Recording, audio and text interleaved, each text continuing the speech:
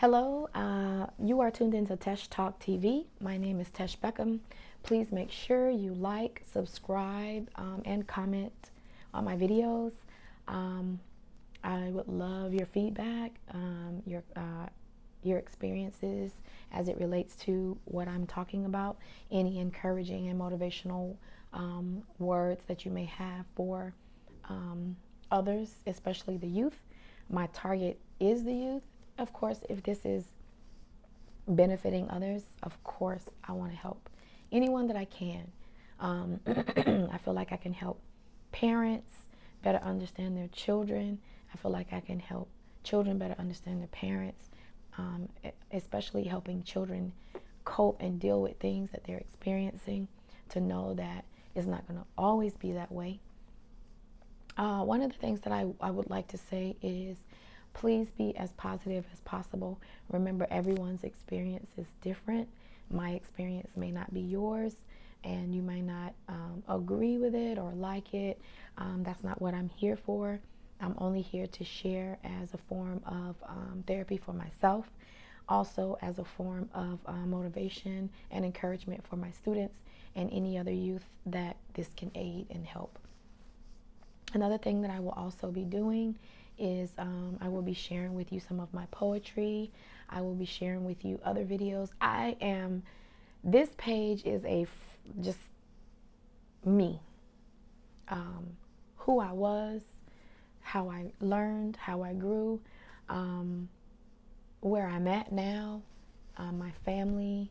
I spend a lot of time with my nieces and nephews and my students, and you're going to see all of that. There will be fun photos of us just being silly, and I just want this page and channel to be raw and real. I don't plan on editing videos. If I sneeze, then I'm just gonna and keep it going. Please excuse me. I am under the weather again. I know you guys probably don't even know what I'm talking about because that was in another video, but whatever. I work with children and it happens.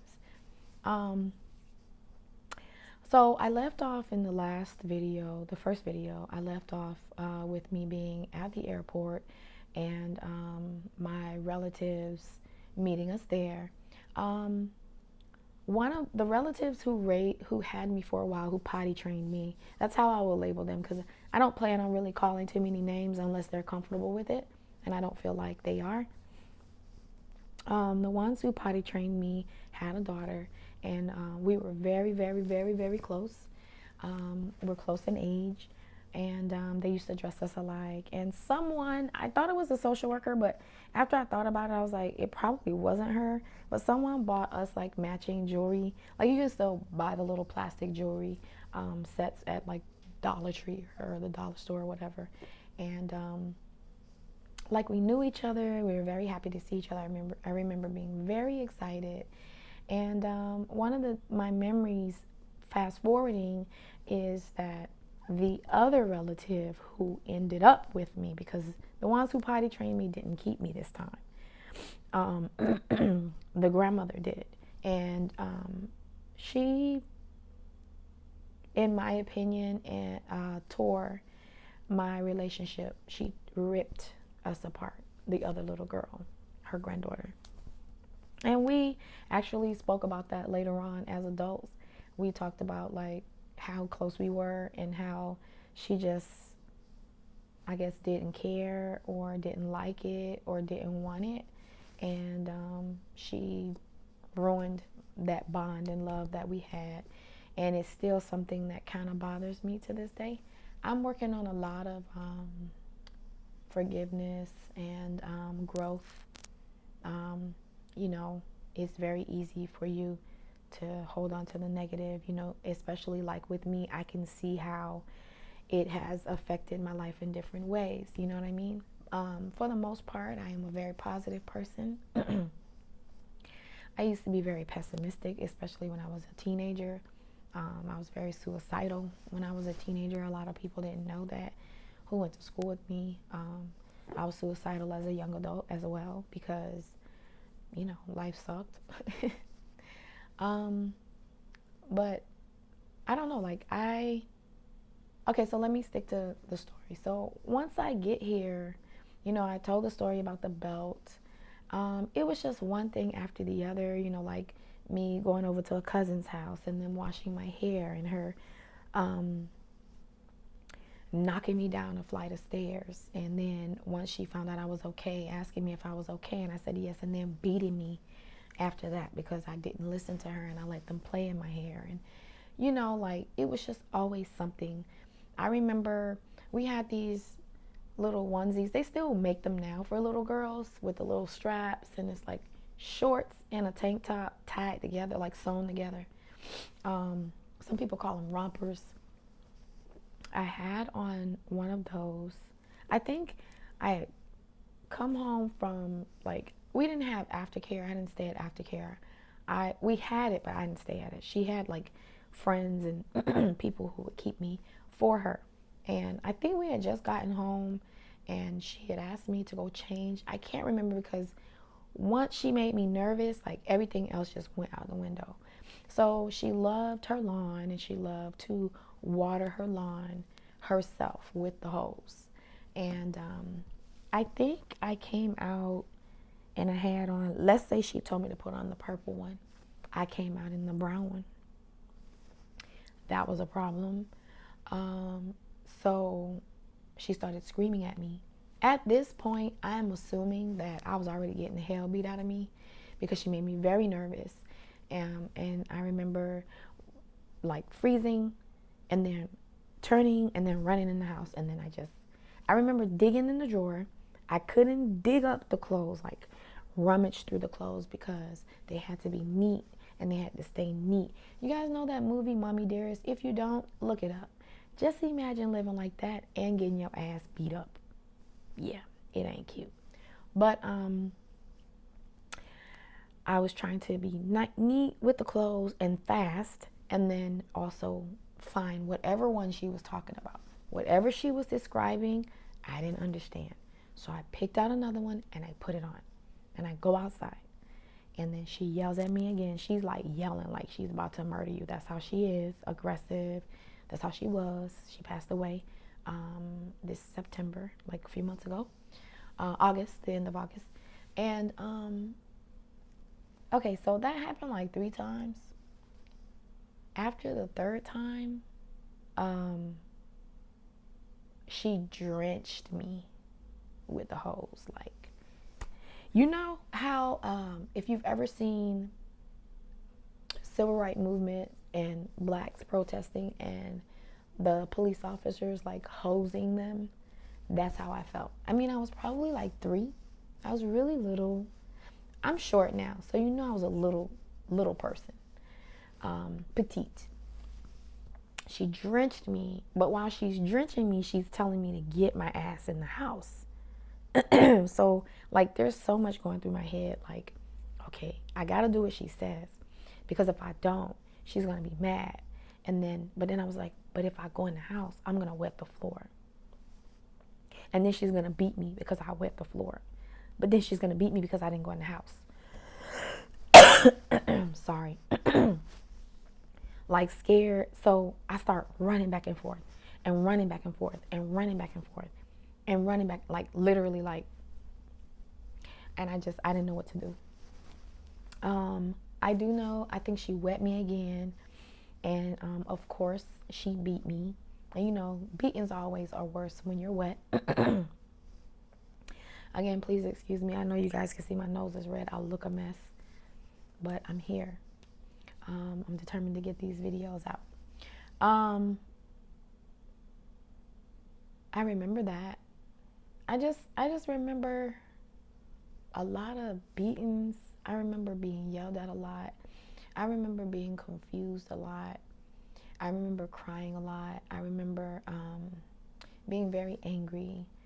I remember being bruised a lot. I remember not being able to sit down, not being able to walk, like any part of my body. I remember getting my wrist bent all the way back, fingers bent back, like just crazy stuff. And this is when I was really little, like little. Okay, here's another incident. Like, and things are random for me. I remember second grade. Was it second grade? First grade? Second. It was either second or third. I think it was third grade. We had photos at school, and the guy said, I smiled. I always did like a very like a normal smile, just minimum, you know. And he said, "Oh no, a really big one." And you know, when you're talking to a kid, it's like, you know, like they get excited or whatever.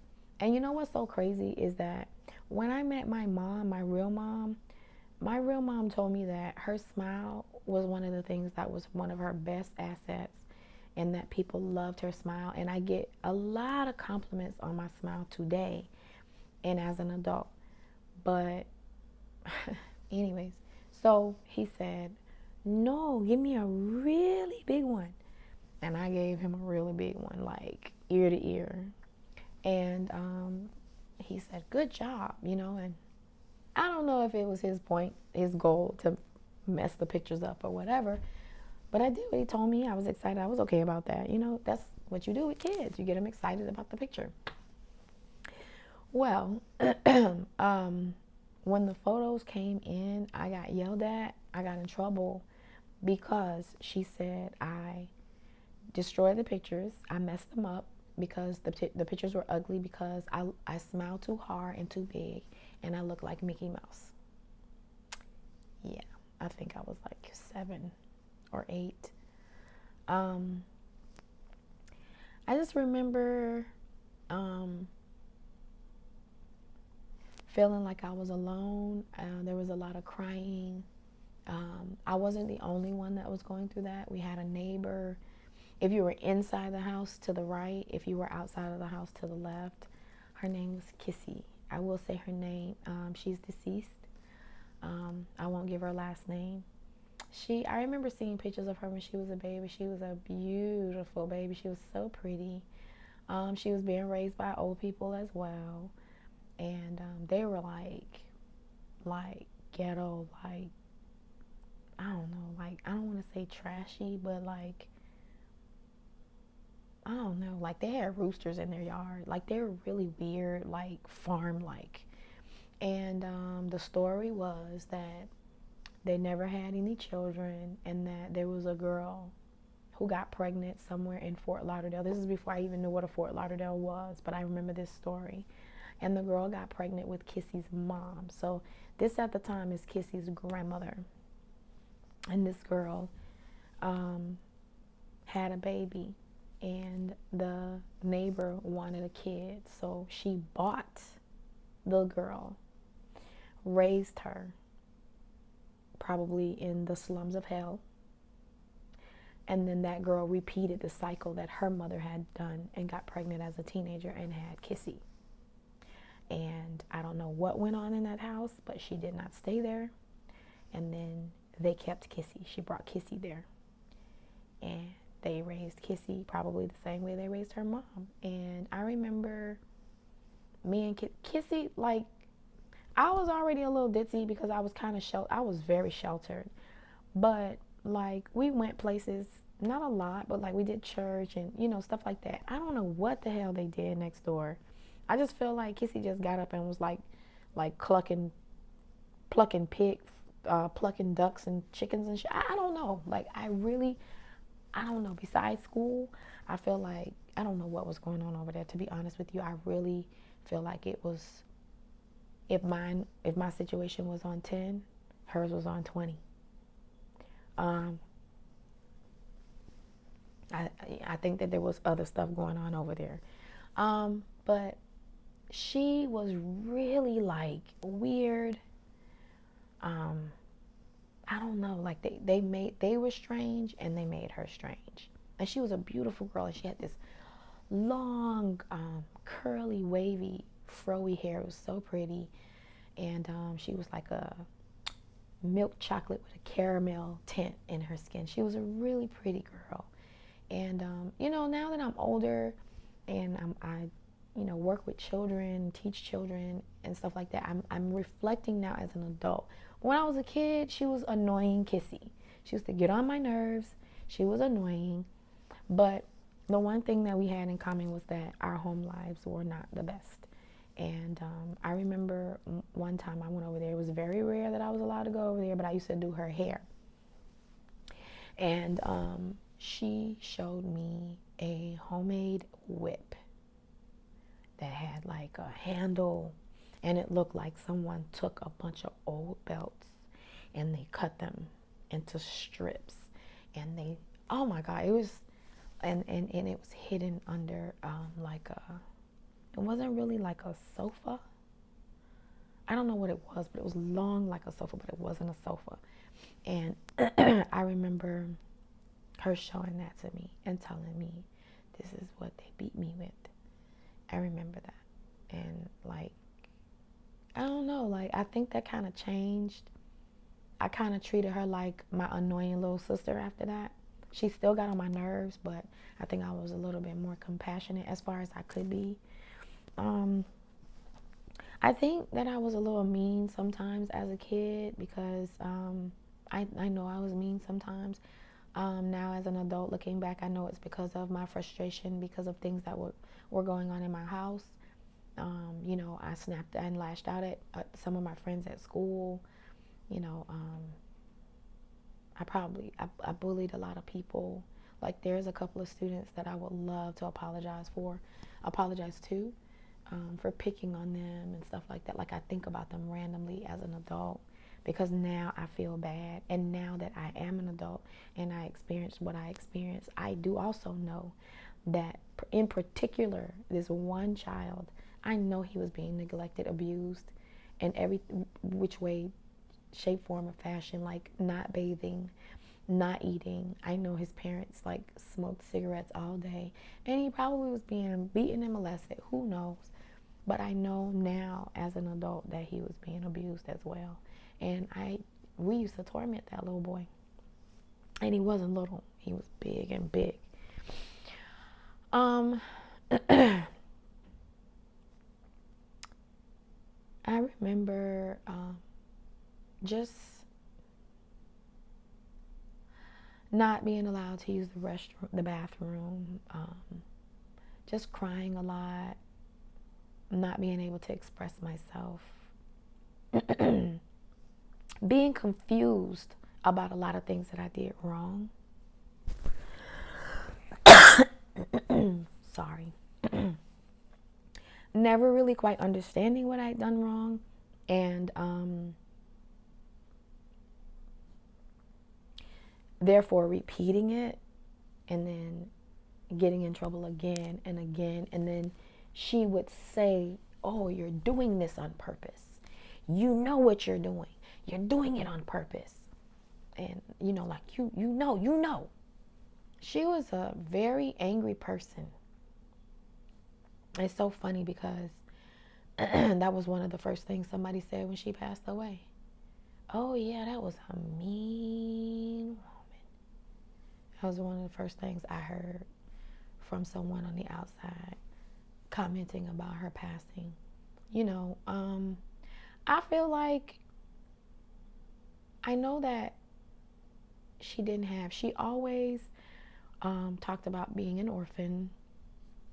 Again, reflecting as an adult and working with children, I know that she was molested, probably by multiple people. She always talked about she loved her uncle. She had this uncle. He lived to be like 100, I think, or 101. And her grandfather was born a slave. And he was born to parents who were slaves. There was a lot of history there.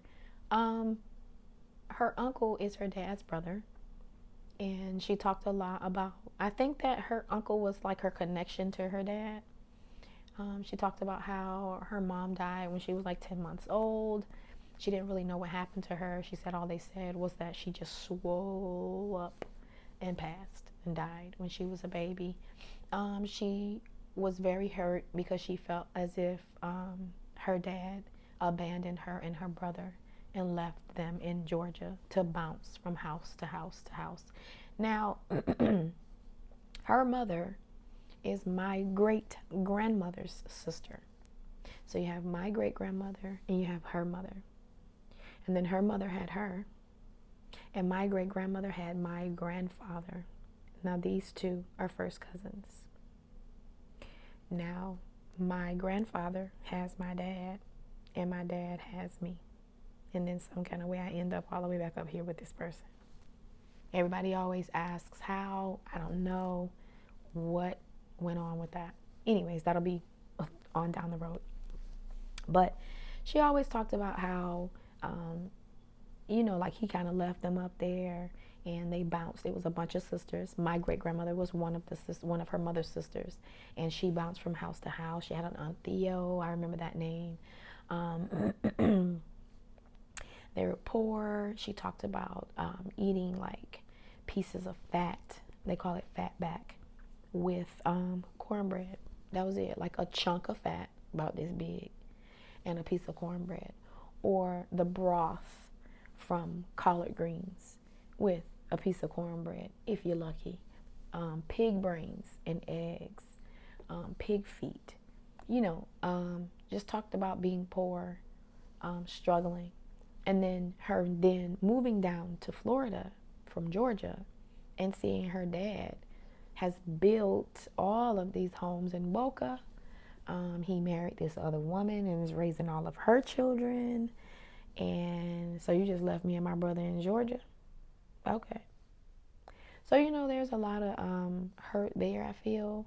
I feel like all of the abuse and things that she dealt with, embarrassment, they were poor. She often talked about her best friend sharing clothes with her so she could have stuff to wear to school. Her being 7 years old and standing on like a box. Some people call it like a crate or an apple box. And learning how to cook at 7. Having to cook like that's your job at 7. And just, going to school, being spat on from the white kids on the bus while they walk in the snow, rocks being thrown at them. Just there's a lot of hardship. And, it's so funny because we both share the same sign. I'm a Capricorn. She's a Capricorn. But she's a December Capricorn and I'm a January Capricorn. I don't know if that makes a difference. However, she just was bitter. And I feel like, and I'm not. I do have some PTSD that I'm got to get through, but I don't have any mental issues. I don't have any emotional issues. I just have little triggers, but nothing major. I still function. I get up and I work and I help children and I motivate kids, and that's like a passion of mine, But she was just angry, and I don't know what it was with me. It wasn't just me, but it was like she had a personal vendetta out for me because she treated her grandchildren different than she treated me, and they even knew it. So, what I'm going to do is I'm going to try to come up. It's very difficult for me. I'm so used to just telling the story freehand, freestyling, I guess. And, I never really have to go into detail about things. I tell a couple of stories and then that's it. I always have used it to connect and bond with my students, to let them know that there's someone else out there who has experienced what they've experienced. But it's different now that I'm being more like put on the spot and candid, like direct about like what happened. So I'm gonna try to see if I can remember some more things.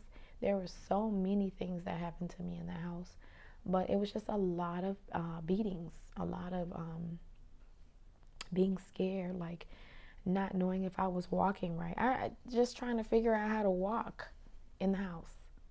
Like, am I standing up straight enough? Am I sitting? Just it was a lot.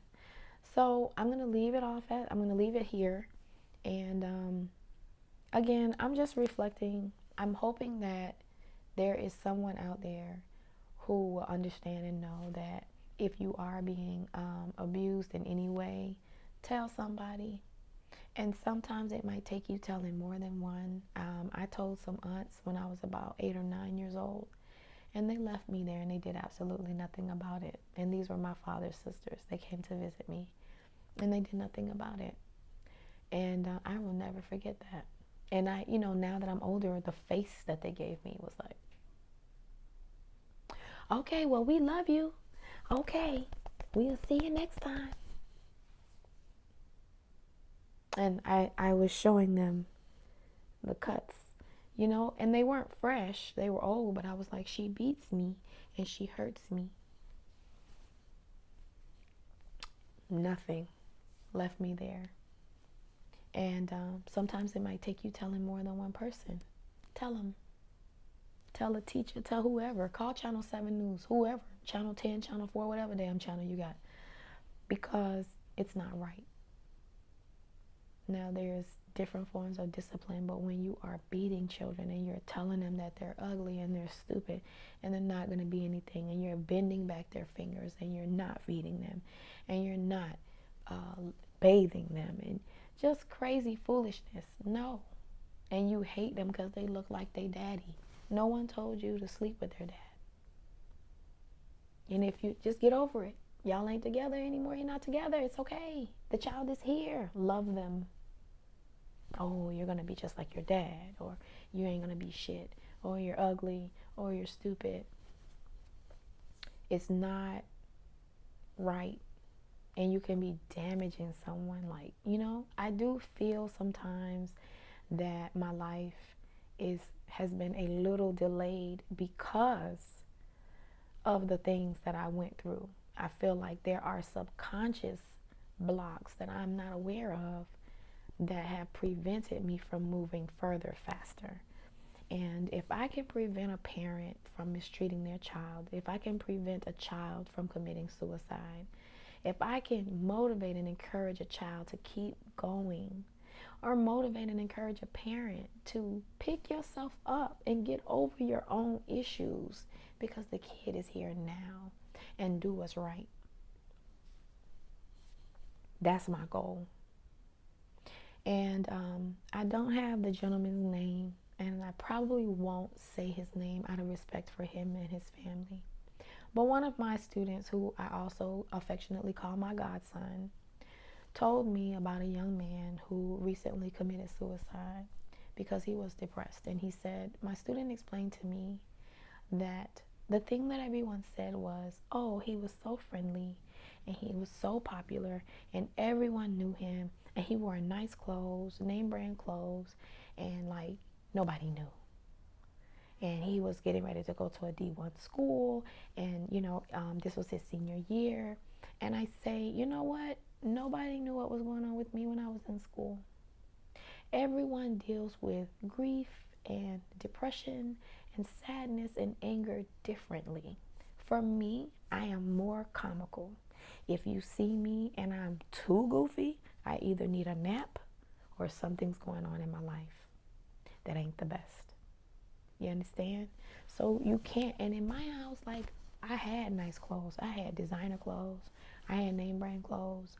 She worked at a boutique. She worked in the fashion industry. I had real jewelry. I did not wear costume jewelry to school. I wore real gold jewelry with diamonds and rubies and stuff. I had real jewelry. And that was what a lot of people looked at. They looked at our car and our home and the clothes that I wore, and I was always well groomed and put together, and we all looked so good together. No, and it was horrible. My adopted dad was getting the hell beat out of him.